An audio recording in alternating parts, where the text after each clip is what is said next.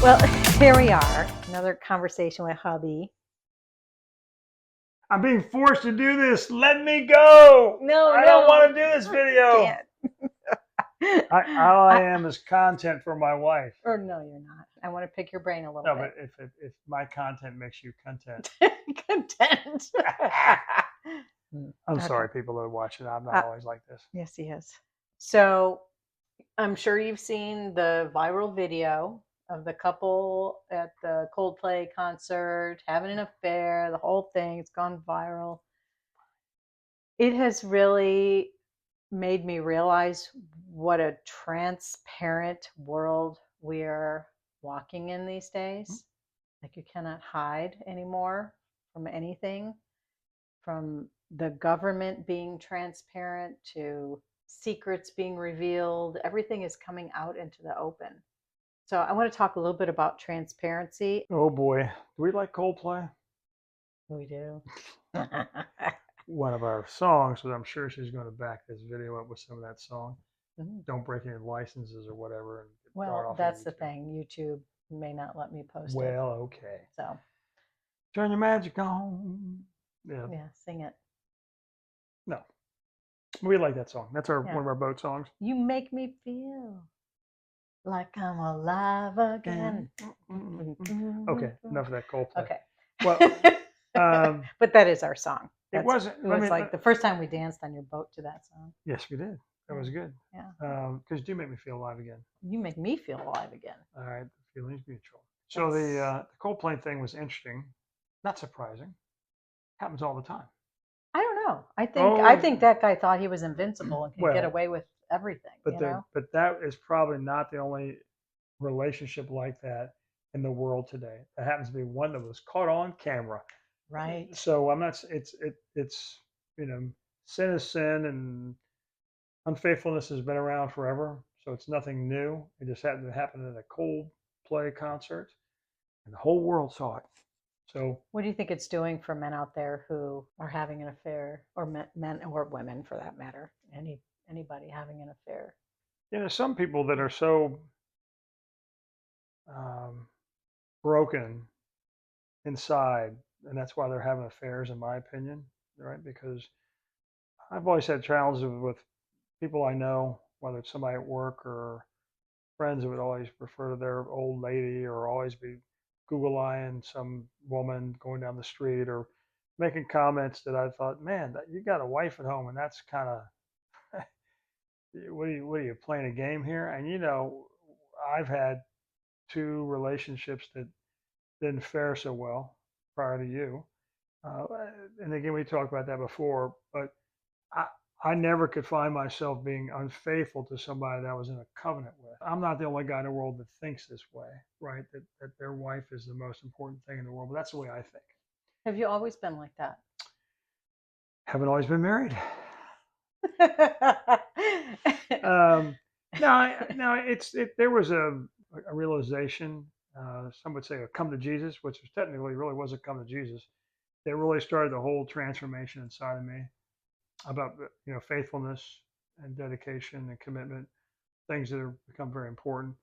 But to the world standard, some believe it's okay to have a wandering eye. I've never really felt like a wandering eye has ever been good. Now, when I was completely single and I was 17 or 18 years old, that's one thing. But when life becomes real and relationships come real, and you start to understand that there's more to a relationship than just the physical capacity, I didn't want to fall down. I mean, the moments of pleasure that couple probably had are gone instantaneously when they've been exposed. The light was on them. I wondered where your sense of integrity stemmed from.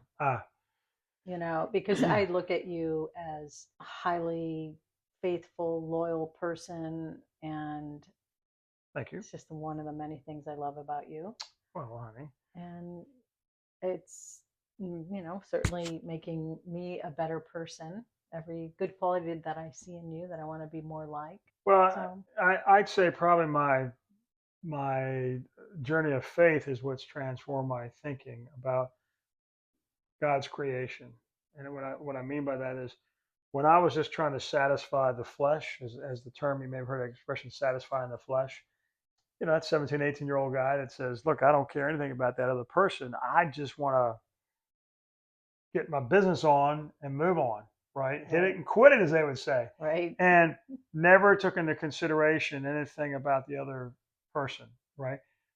Part of that was because I didn't understand me as a person.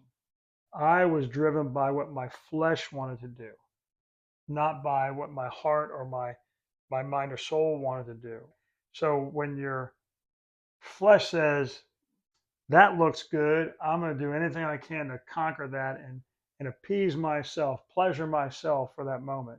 Mm. And it's funny, it's like any other addiction out there. You can't get enough of the cigarettes, you can't get enough of the sex, you can't get enough of the drugs. You do it once, you got to do it again, right? And eventually, somewhere along the line, you figure out that thing you're trying to find pleasure in, or that dopamine in, it's over.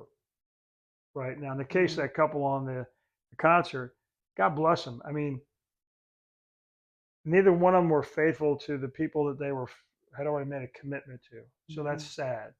They don't know the joy and the pleasure of having an undying faithfulness that can never be met by something outside of that marriage or that relationship. It's just fleeting, and apparently, from what the news says, it's pretty fleeting right now. So Yeah. me, I started to find out about the triune being, right? Again, I say spirit, soul, and body. You say Mind, body, spirit. right, Mind, body, but soul. principally, I remember taking a youth group to an event called Creation Concert. It was up in Pennsylvania. A lot of Christian rock bands, big festival kind of atmosphere. Had a great speaker up there named Josh McDowell, Dr. Josh McDowell, that had a book called Why Wait. And in his presentation, and I've read the book, he talked about intimacy being more than just a physical thing, Mm-hmm. right? Mm-hmm. That intimate experiences also include mental experience. It's a mental Mm-hmm. experience as well. You remember something, it goes on the hard drive and it never actually leaves, right? And then there's a spiritual component of it where there's there's a moral compass inside of all of us that knows there's right and there's wrong. We're all born to sin, but still you know that something is right or wrong kind of somewhat innately inside of you. I'm guessing that guy might have been hitting that girl up there, and that's a bad term. I shouldn't say hitting that, but you know exactly what I'm talking about. And he thought he was satisfied, and it was so satisfying he would breach his relationship with his spouse, and she would breach her relationship with her spouse, thinking that moment was going to be great. But the shame that you could visually see on them, that whole spiritual side of it, Mm-hmm. bam, Yep. it was over. So when I was listening to Josh McDowell, and he started putting into my mind and my understanding and wisdom that it may be a physical experience, but it's locked onto the hard drive. It'll never depart. And then your soul will have to deal with the fact that you really missed the mark, as we talked about before, Mm-hmm. sin. Mm-hmm. So when you look at the Old Testament, which some people don't like the Old Testament, they think, oh, it's the Old Testament. Well, there's reasons why they talked about monogamy. Now, I'll never be able to experience what the Bible described as the ideal situation, but the reason why virginity was such a big deal was there was a health component, right? You're not transferring bacteria or whatever, you know, you're not transferring parts and Bodily pieces, fluids, or bodily let's just fluids from say. other people, but the thing is so you never have to concern yourself with that. Who was that person with before? Then you say, okay, that person has never been with anybody else in their life.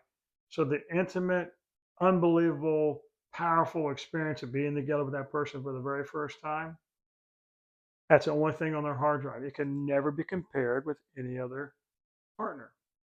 And you Hmm. say, it can never, well, I don't remember. Well, you may think you don't remember, but still on that hard drive is always the ability to bring up that blockchain, that experience, and go, oh, and make these comparisons versus the person you're in love with right Right. So now. it eliminates all of that Right. And then mind wandering. Yeah, I and can from see a that. spiritual component, God said that a man should leave his mother and father and cling to his wife. But that was the perfect scenario. Hmm. A lot of people have fallen down that. There's a lot of people who have experienced that. Yeah, I Right. like how you described intimacy. Right. Neil Donald Walsh, in one of his Conversations with God books, says, "Into me see." It's really when you can see the depth and the soul of a person and connect on Yeah. that level, and when you have that level of intimacy, Yeah. then you won't have eyes to see someone else. Yeah. I believe when that connection is there. So when I walk anywhere in this world today, I already know in my heart of hearts what my relationship is to you, right? And how I feel about you and how important it is to me. And there's nothing, not even Jesus got tempted, you know, spirit, soul, and body when he was out in the wilderness for 40 days, right? He was tempted, but he said, "Get behind me." There's temptations in the world to move your head and to do things. I know them. I'm aware now. We talk about awareness all the time. I'm aware of what these things are. I see the people that are trying to befriend me on social media or try to strike up conversations or that flirtatious things are out there in the world today. Come on, man. I know what you're doing. I mean, I Mm-hmm. like, see you, have a nice day. And that's been in the world forever. That's nothing new. Mm-hmm. But I think about, okay, here's a momentary pleasure, whether it's in my heart or my mind or potentially in your body, versus here's the forever with you. When I say forever, I mean forever. And I like the forever picture better. Mm-hmm. It is. It makes life so much easier, Yeah. takes out the complications. I mean, to have love in your life is one of the most beautiful things. Would you ask me one time what love was? Yeah. Did you? What is love to you? One word? Well, you can use one word if that's how you want to describe it. Sacrifice. If you and then look, this is just me. This doesn't mean it's you. It doesn't have to be you. Not asking it to be like this, but this is just happens to be me. You can do it the way you want to, but I compare love with how Jesus loved us. Mm. He loves somebody so much that he's willing to lay down his life. So you find me to be rather deferential, don't you? Do I, honey? Whatever you want. I'm not perfect, but by the way, I'm not perfect. I'm not even borderline up on port. I'm not even. You do Yeah. sacrifice, But or what do you want to watch? What do you want to eat? Where do you want to go? Partner, and this can work on both sides, right? And it's like there's nothing more important that I have to have that I'm going to selfishly want my way versus the love I have for my wife, for you. what's nice about that is we like the same things. Well, that's but So whatever I say, that we're usually thinking about the same thing anyway. right. But that in principle, though, in the relationship, what's if you're willing to sacrifice or die of yourself, be a dead man, because I went into a covenant with you. Covenant stands for cutting, and there's a whole lot we can go down that rabbit hole. I'm not going down that rabbit hole. But in that covenant, it's I'm willing to lay down my life for you. And it doesn't mean, well, could it be in front of a bullet? Yes. Or step in front of a bus? Yes, absolutely. But it also means my selfish desires are Yeah, nowhere near more important than you. it could be just simple day to day life Right. But decisions. right. And it's like, okay, what's best for you? Because happy wife, happy life, that's true. But it's just for me, not trying to fill in the blanks, that little happy little whoop, happy wife, happy life. I just simply believe that I believe in the principle of sacrificing to have what you want. And I want joy and peace and love and an incredible relationship. So therefore, no, honey, I'm not doing that. I'm never. We've talked about somebody we know, and we talk about, what? Why don't you play backgammon with your wife? Your wife would love that. Well, I'm not doing that. Well, wait a minute, but she would like that. Well, I'm not doing that. Okay, I appreciate what you're saying, but you know Yeah, what? the attitude. I already got the girl. Already got Yeah, the girl. I don't have to do those things. right, and that's And their that's thing, and that's fine. But I've watched people, watch men. I'm not judging women here. I've watched men forget about the gift they've been given, and you know what? If I was planning on going to fish this Saturday morning or play golf, and you said, "Honey, listen, I've had a tough week. Would you mind staying back?" I said, "No, I'm going fishing." Or I'd say, "Honey, yeah, make a phone call, cancel hmm this. And yeah, you know what? Let's do that. hmm Whatever's for you." And that sounds like, well, how do you do that? Well, I got a pretty good idea in my mind what I want in life, and I want love, peace, joy, happiness every single day. and that does happen every day. Yeah, Whereas in previous experiences, it's been when we break up. It's a sales job to get yeah. the girl back, and it works. Then 6 months you're back, and it's the same old stuff, and you take it for granted, and there's no nurturing of the relationship. Well, you can always tell about how much somebody values something by how well they take care of it. Mm-hmm. Bicycle, car, Yeah. house, golf clubs. Do they clean the dirt out of their club when after the divot? Do they wash the car? It's a gift, or it's something they're paying for, but they see value in it. It's women that have really nice jewelry, like Mm-hmm. you've got these special boxes that store these things that are valuable, right? Mm-hmm. And you take care of them, and you nurture them, and so forth. We've got a great little puppy down here. We give her good Mm-hmm. food. We give her love and walks and stuff. We value her, so you can tell by.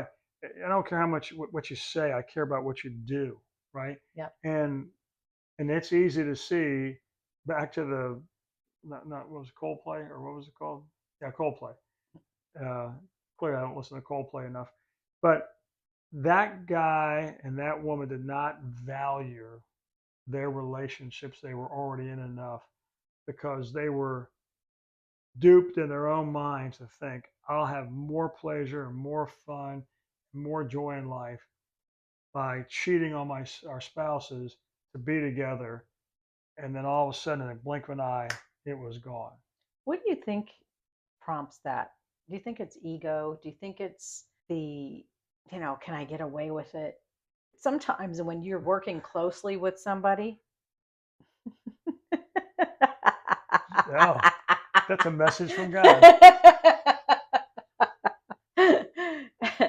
sometimes when you're working closely with somebody, I understand the energy exchange, the creative energy that can be misinterpreted as sexual energy or Yeah, other kind of connection, and it's just a misuse of that creative energy. yeah. And then but I think ego Well, and uh, it has a role as well. well, the nature of man, Entitlement. but the nature of man is sinful. It's always you're born in sin. I mean, if you go back to the garden, okay, where this all began, is God gave him a perfect garden. God gave Adam a perfect woman. The woman got a perfect man. Take care of the garden. Do these things. I'll supply everything. And then that little deceptive voice came in the form of a serpent and said, "Ah, you'll get away with that. Don't worry about that. Nobody's going to catch you. Oh, this is better. Go ahead and eat that. It's going to taste great." Oh yeah, and everybody has that voice. I am the biggest rationalizer there is. I can Well, rationalize anything. there's a But I mean, to a degree, to up to my well moral code, well but there's a rationalization, but there's also a deception, right? right. It's a I can deception. rationalize where it's may not be beneficial for myself. Well, Jesus said, "I came to give you life and life more abundantly." That's his plan. Is that couple having abundant life this week? No. So so just to boil it down, they made that critical error of thinking I can get away with it or rationalizing it, but in Mm. reality, they're being deceived. I think That about the children, eh, all the kids. yep, and that's Oof. because guess what? I came to give you life and life more abundantly, and may my joy be in you and your joy be full. They're not full of joy right now. So in Christ, you've got joy and light and peace. Over here on the other side, so not perfect, not close. They're not perfect, not close. We're human, and we can be deceived and lied to, like that poor couple was. But doesn't make us perfect. I'm just stepping back and going, okay, just taking it all in and saying, man, am I blessed that I got a good woman? It's not my rudder is going one direction. Well, and the good news is, I believe that if that was you at some point, if you were making poor choices or cheating or whatever, I believe that you can always make a choice to be a different person. Oh, And they oh say, yeah. once a cheater, always a cheater. I disagree. I think somebody can choose what you're saying to live that life Well, and not well, take that road. yeah. Go, that's not who I am. It's not worth the shame and guilt and resentment, and it's I feel shitty about myself, so I'd rather live in love and faith and integrity and live that clean life. That is a beautiful place to live, and that's where we live. Let me give you one last example that maybe you can relate to, maybe you can't relate to. But when I was in the experiment, and I went a couple of years without the the physical touch or that part of a relationship, right? And did my flesh need and want that? Of course it did, because it's natural, it's just human, right? And could I have wandered? Could I have seen? Could I rationalize like you said? I could have. But I also knew enough about myself and about the whole complexity of the being, spirit, soul, and body. I could I knew that I was in a covenant with somebody. It wasn't a good covenant because it wasn't 100%. But I knew if I'd broken that covenant with my actions, me, that I was going to create my own hole inside of me.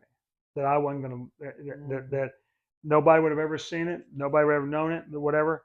But it begins here, and it comes down to here, and I'm like, Mm-hmm. I would always have known if I did, and I would have never been able to fill that hole in, and forgive myself because I would be really going against my Father's will. Well, why couldn't you forgive yourself? Isn't that why Jesus Well, died, so you, we you could could have you forgiveness? I mean, could, but that's where you have to separate what's God forgives me, which He does, but then I'm stuck with this memory, and that would have been something I would not want to deal with that. Would not want to have to deal with that. I don't need that memory. I don't need something that's going to be dragging around my head for the rest of my life. No. Look, am I proud of the things I did at remorse. 16, 17, 18, 19? Not really, but I can't do anything about that now. But what I can do is wake up every morning and tell you, thanks for saying yes. Mm-hmm. Realize every day that the God of the universe opened up our world to meet, and I've got the most incredible relationship I've ever had in my life with you. Yeah, I do too. We're not going to a Coldplay concert anytime soon. Well, if we do, we'll be married. Maybe Marshall Tucker. But We should go to Coldplay and play our song. okay. You have an intro or an outro you need to do? No, I didn't prepare for anything. Please go to transformwithangel.com if you find out more about Angel and what she does. When you get there, you'll find great opportunities to read some of her books she's written. Dedicated to Destiny is awesome. Got kids. She's got a kids set of books called The Golden Rule is Cool. There's 6 of them, or is there 8 of them? 6 of them now, but you're ready to go to 8. Books on a lot of the projects she's done. You'll find an opportunity there for a coaching class as well as some other things she's created. So transformwithangel.com. And my website, I don't have one. He's my biggest cheerleader. Mm, maybe.